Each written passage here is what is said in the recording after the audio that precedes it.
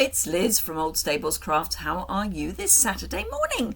So this is a recorded video. I know there's some confusion because I go live once a week. Some people think I go live twice a week, and occasionally I do, but generally I don't. I would only go live twice a week if I've forgotten to record a video. So, bit of housekeeping. So my name is Liz Yuille. I am an ex-Stampin' Up! Demonstrator. I will be joining up again probably quite soon, but not yet. And I am today using exclusively, I'm just checking, yes, exclusively Stampin' Up! Products. So if you want any of the products wherever you are in the world, what you need to go do is go and find your nearest Stampin' Up! Demonstrator, assuming that you are in a country where Stampin' Up! Do business. Otherwise, you'll probably be able to find what I'm using or similar somewhere else. Your local bricks and mortar craft shop, if you're lucky enough to have one, maybe. So, as I say, it's a recorded video. If you're enjoying it, a thumbs up is always amazing. If you don't already subscribe and would like to, the bottom right hand corner is your friend. Bottom right hand corner, wherever that is your friend. And if you've got any questions or want to comment at all, you can do that below the description bar and I will get back to you. I'm currently up to date with my replies, so yeah, if you leave a reply I'll get back to you probably early part of next week after the weekend's over. So let's flip down and I will show you some of what I'm going to use. So I have got a piece of gorgeous grape card, which is going to be my card base. So this is a nice rich, what I would call a royal purple. So if you're looking to match it because you don't do Stampin' Up, then it's a kind of royal purple. A piece of granny apple green, or a bright apple green, which is my layer. So that will be going on the front of my card, kind of like that. I've then got a smaller piece of white, which is 1/4 of an inch smaller than my green, and that's for my top layer. And then for the inside I've got a piece of white which is the same size as the green. The main part of this card is going to be using a technique with your embossing folders that is, yes, embossing, but it's getting more out of your embossing folders. I will be using, so the idea behind this card is I don't really do Halloween. It's not a festival, holiday, whatever you want to call it, that I throw my heart and soul into. I do, because it's kind of autumny, a pumpkin flower arrangement. So I scoop out the innards of a pumpkin and I put a flower arrangement in the pumpkin because it's autumnal. I may have a bit of spider's webby effect on it as well, but generally speaking I don't do Halloween. I do, however, have a stamp set that is a very useful set. It's throughout the year, it is still current, and it's got Easter, New Year, birthdays, good luck, Valentine, thank you, you mean so much to me, trick or treat, Halloween, and this oddity in my life, Happy Holidays does not exist for me and for most of the UK, but I think it's meant to be Christmas. But let's face it, if you're into Christmas, you're going to have Christmas stamp sets, so you'll have a sentiment you can use. But otherwise, this is a great set so that you can take non-themed product and turn it into a themed project. And that's what I'm going to do. So I'm going to use the trick or treat, and that's what I'm looking to do today to show you how to take very much non-themed product and turn it into a themed project. So my embossing folder, it's a standard depth embossing folder, but it is the double size. So I'm going to be putting my card kind of there-ish, but what I want to do is, it doesn't actually matter which side I do this, but I think I'm going to do it this side. So I have got Granny Apple Green and Fresh Freesia for this particular bit. And what I'm going to do is take my Fresh Freesia. I'm just going to lay this underneath so I know roughly what size I've got to cover. And I am going to take my fresh freesia and hope that this isn't too moist, and it's not, so that's good. So I'm not squashing my ink pad onto my embossing folder, I'm just gently placing it so that some ink transfers from the ink pad to the embossing folder. And I want to get reasonably close to that hinge. So I'm going to ink a piece an area that is larger than my card, and I'm trying as much as possible, failed there, to not go onto the dipped sections. So what I'm going to do with that, where I have gone into the dipped sections, I'm just going to grab a piece of kitchen paper and take the worst of it off. Now I may be removing some of the fresh freesia from where I want it as well, but I would rather it wasn't where I don't want it and not where I do than the other way around. Yeah, that looks okay. So I'm now going to pop this into my embossing folder.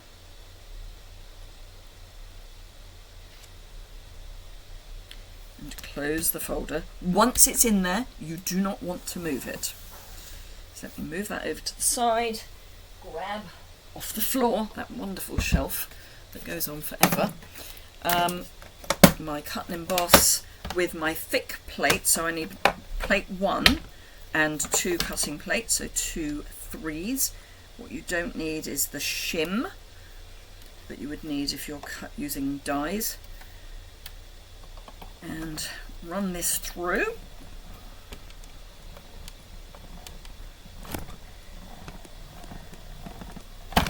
And I am going to show you how I clean up my embossing folders when I've done this, bearing in mind that I do not have the facility for washing with soap and water anywhere close to where I currently am, because I'm at the back of the garage and the nearest tap with hot water is in the house. So that is my fresh freesia swirly bit.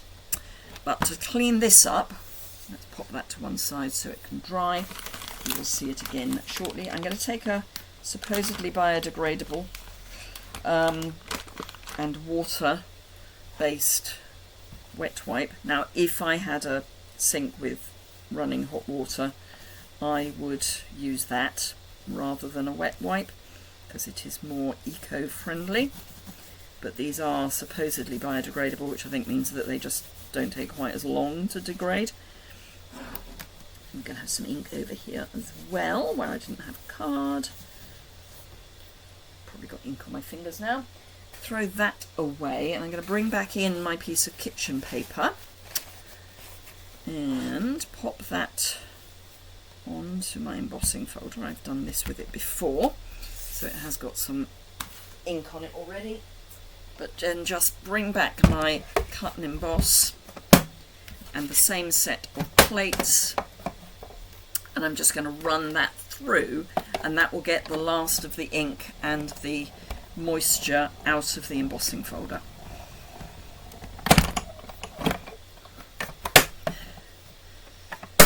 So let's take the embossing folder away, put this away on its actual shelf, and there we go. Now you can run a wet wipe through your cut and emboss, but what I would warn you is that if you've inked right to the edge, and therefore you've got your wet wipe right to the edge, water is going to swish out.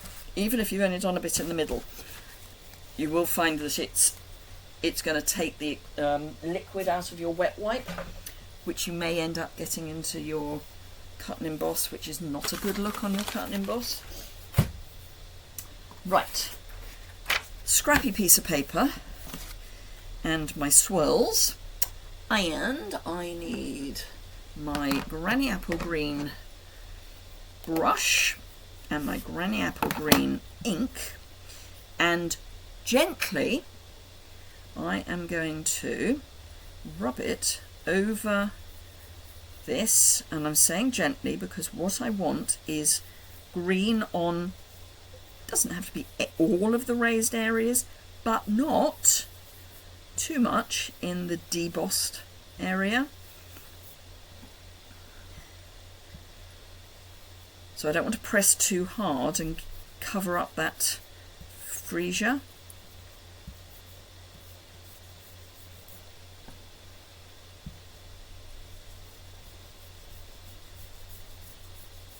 So I'm hardly holding this at all. I'm just rubbing it to get those raised areas and get some green onto the raised area. Now there's a bit there that I'm not totally happy with because it's got a bit of a brush mark, but that's where my sentiment's going to go, so it's fine. And if it wasn't where my sentiment was going to go, it would be where my sentiment was going to go, so it's going to be fine. So one of the reasons I don't edit my videos is because things like that happen. Should we just accept things like that happen? And I don't like seeing people go and give you perfection every time, because things like that happen and we need to know how to deal with that. Right, so I don't want to put any more on because that is going to cover up too much of the fresh freesia. So we've got a hint of mauve and a hint of green, like that. So it's got that look to it, which is what I was after. Okay, so I am going to pop my card mostly together. Now I've got a piece of this ribbon that was with the Zany Zoo. It was in the Zany Zoo suite. I don't know if it's Granny Apple Green, Parakeet Party, or what, frankly, but it goes quite nicely with the Granny Apple Green, so I'm using it. That's a spare piece of a card. Well, it's not spare, I just need it for something else. So, yes. I am going to add quite a lot of glue to the back of this, and I know I don't normally add liquid glue to the back of basic white, but when I've used an embossing folder I do, because you need to make sure you get the raised bits, and because it's got a pattern on, you're less likely to see any blubbles. Blubbles being a technical phrase, obviously. So line up my card, burnish, and so this is where my sentiment's going to be, because that's where I was a bit heavy-handed with the brush. So that's where my ribbon is also going to go. So let's line it up-ish onto my grid paper. So I'm going to line up with this line. Seal plus, both sides, just a bit, just don't need masses, and then fold your ribbon in and add some more Seal Plus to encase that ribbon in adhesive, and then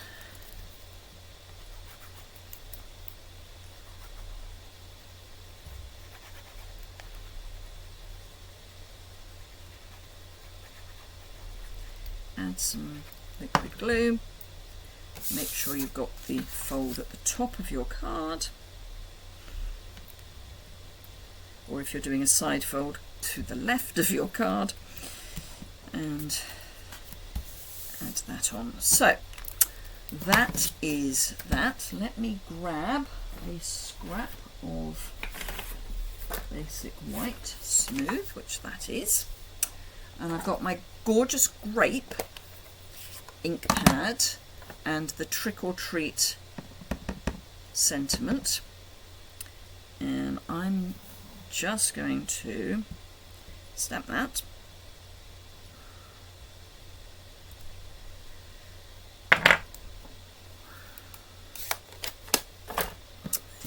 And where are my snips? I had my snips just now. Where did they go?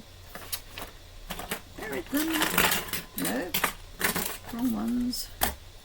I literally had my snips. Oh, they were under the throughout the year stamp set. Right, so I am going to use my scissors to do this because I want to get in here, but I'm not really fussy cutting. So I'm going straight across the top of Trick, and I'm going to go, I'm going to just do that so that I haven't got a huge piece of card to deal with. I'm going to come down, Treat, and across the bottom of Treat, and down the side of Or. Actually, it's Trick I'm doing the bottom of, not Treat. This is Treat. Now I'm coming across the top of Treat, down the, I might have to trim a little bit more off that, but we'll do down the side of Treat, down the bottom of Treat, up, across. Yes, I will have to take some off this side, but that's fine. Then up,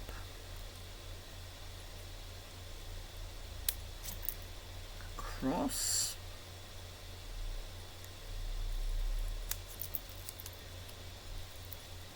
and up. Now that is at a bit of a weird angle, but I think I'll get away with it. But the top of Treat is definitely too fat, so I'm just going to snip that off like that. So we've now got Trick or Treat. Sort of fussy cut, but it's easy fussy cutting. So this is going to go over that smush that I didn't like very much. And then the outside of the card is pretty much finished. I am going to do one more thing to the outside, but only one. So take those bits off.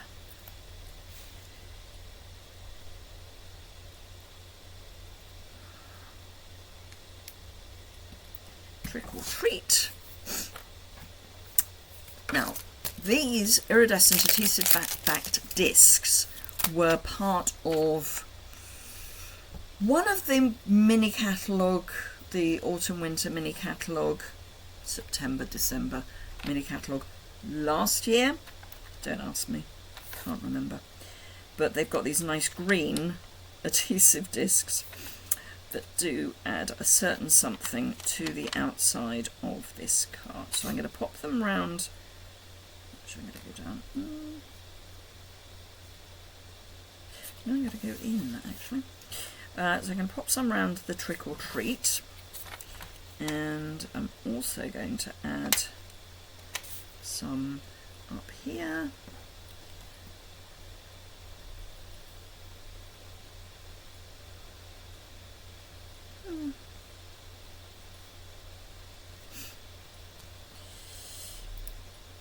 In a little cluster-ette. And put these back. Obviously it's a part, this is a part packet going back into another part packet.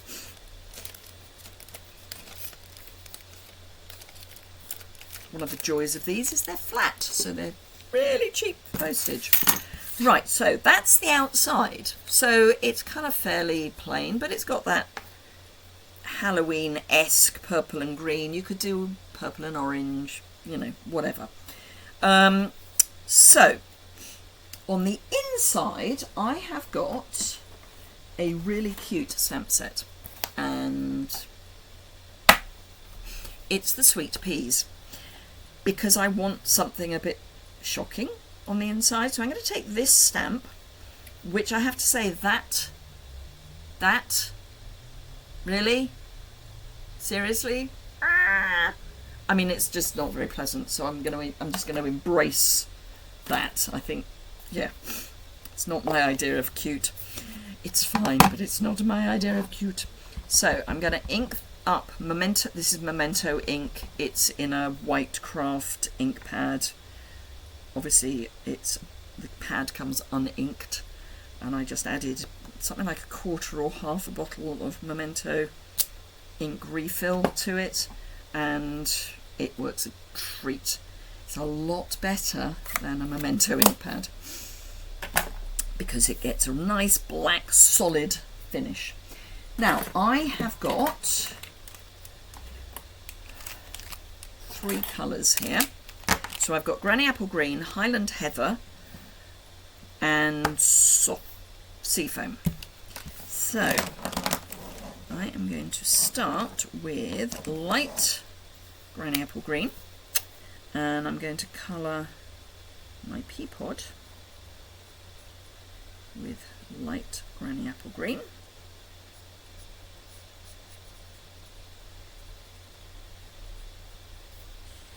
Because peas are green.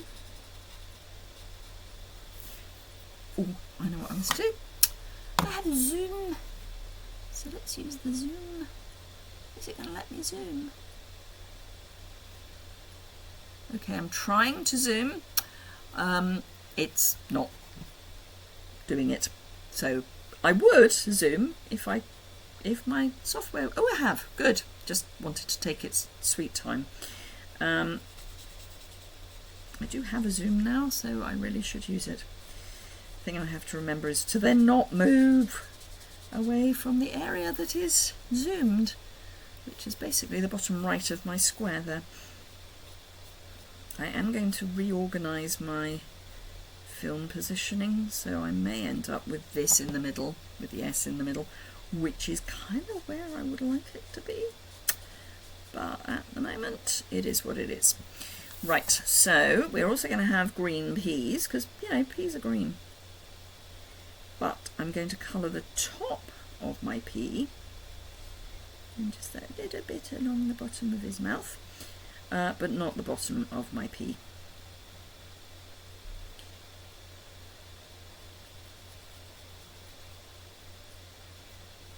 So just under the mouth, and then this one.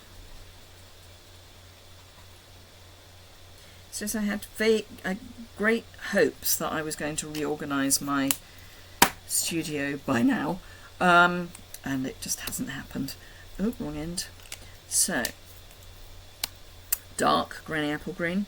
I'm hoping to have a bit of a blitz on it over the next couple of weeks while the weather is still vaguely nice, and but not glorious.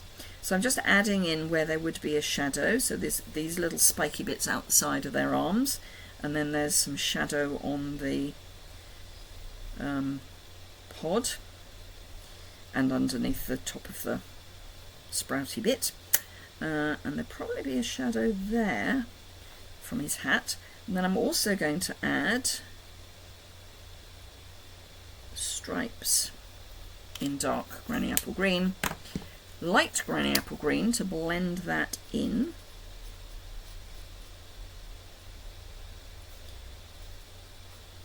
So it's not quite such an obvious, just, oh, I've added a line.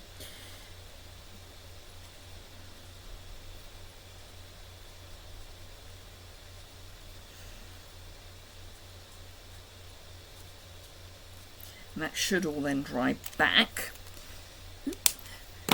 Now, Highland Heather, dark Highland Heather for the stripes on his hat.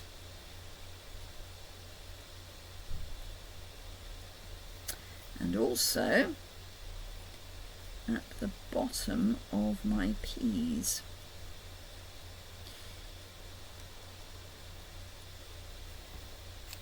And then light Highland Heather, wrong end. Why do I do that? Every time there's a mark to show you which is which. So that's going to get blended with the light.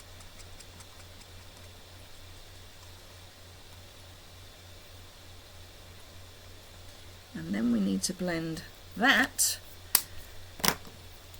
into the green. So we're looking at, you know, colours that are probably as far apart as you can get on the colour wheel, but we're going to blend them together.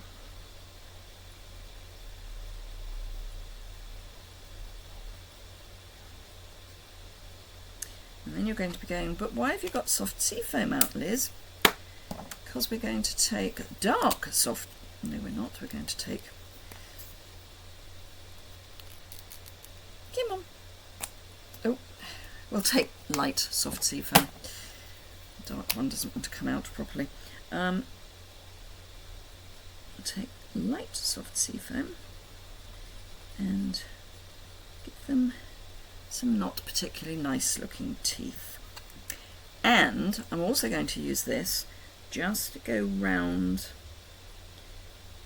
the whole image and give it, as if it was being fussy cut, an outline, and it will make a huge difference to the final look, bearing in mind it's flat. I'll do half and then I'll show you what it's done. And this actually, soft sea foam is a really good colour for doing this, even if you're not using green. And also if you're doing die cut images, just go around the edge with soft sea foam. I don't know that you're going to be able to see the difference, but I can see that it lifts it from the background. Now if you want it to be a more obvious look, obviously you can use the dark soft sea foam if you can get the lid off. Let's see if I can get it off. Bear with me. The whole reason they're square is that they're not supposed to roll off your desk. Right, it's amazing what brute force will do.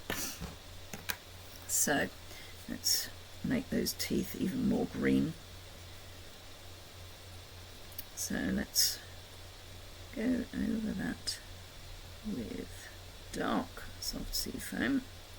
Yes, that's better. That's what I wanted. And that I think you will be able to see. But it's going to make it look more dimensional. Just. As I say, in person, it's quite obvious. Hopefully the photographs will, which will be on my website, so there's a link in the description bar to my website and it will go straight to this project with some close-up photos, and hopefully this will look a little more obvious. You'll understand why I've done it from that. Right, okay, so let's go back to that. See, that did it without any problem at all. Going the other way. No, not doing it.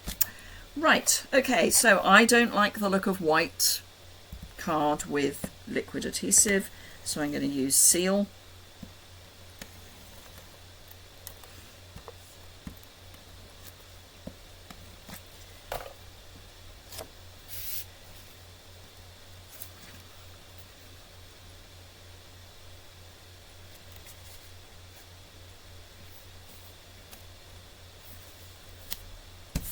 That. So we've got what looks like a fairly boring card on the outside, and then on the inside we've got our kind of ghoulish peas from the Sweet Peas really cute stamp set. So there you are. Gosh, nearly half an hour. I hope you enjoyed that. A thumbs up is always appreciated. It's just an idea. There's a house, in fact, there are, in the new mini catalogue, there are a number of houses that you could use for Christmas, or for this, or for new welcome home, you know, to your new home and all that stuff. But just look at what you've got and change it up a bit. Don't feel that to do a Halloween or indeed a Valentine's card, you need product that is aimed at that event. is really what I'm trying to say. So there we go. As I say, if you've enjoyed it, thumbs up is always appreciated. If you don't subscribe, you can do that in the bottom right hand corner. If you've got any questions or comments, those go below the description bar and I'll get back to them early part of next week. In the meantime, let me pull up that camera so I can say have a fantastic weekend, and I will look forward to seeing some of you live on Tuesday at 11 o'clock UK time. That will then be available to replay after the event if you wish to look at that. Don't know what I'm going to be using yet. I have an idea, but it's not definite yet. And yeah, have a fantastic rest of your weekend, and I look forward to seeing you soon. Bye for now.